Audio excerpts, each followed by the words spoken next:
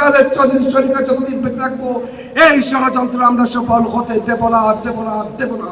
প্রিয় ভাইরা আমার, প্রিয় এলাকাবাসী, আজকে এলাকা নিয়ে বলতে হয়, আমার এলাকা নিয়ে, আমার এলাকায় ৭০টি বছর মধ্যে এই আমার এলাকার রাস্তার মধ্যে একটা কংক্রিট পর্যন্ত ফেলার নাই এই স্বৈরাচারের অবৈধ এমপি বাহিনীরা। কি অপরাধ ছিল আমার এলাকার লুটতে হয় না কেন? আমাকে যখন 2018 সালে চট্টগ্রাম শাহ আমানত মার্কেট থেকে গ্রেফতার করে নিয়ে এসে তৎকালীন সাবেক মেয়র বেবি চৌধুরীর সন্তান, ওই কুলাঙ্গার সন্তান রানা সেদিন আমার বিরুদ্ধে অপপ্রচার বক্তব্য দিয়েছিলেন। এই শীর্ষ সন্ত্রাসী সালেক আমার বিরুদ্ধে অপপ্রচার যে বক্তব্য দিয়েছিলেন, আমি আজকে প্রতিবাদ জানাচ্ছি।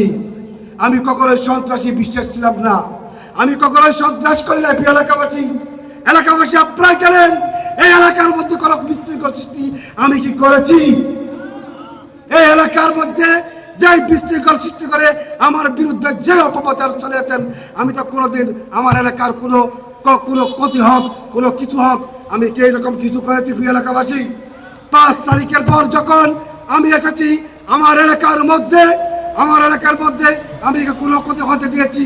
সবাইকে একসাথে থাকার জন্য, আমি সুন্দরভাবে চলাফেরা করার জন্য আমি যে সুযোগ করে দিয়েছি।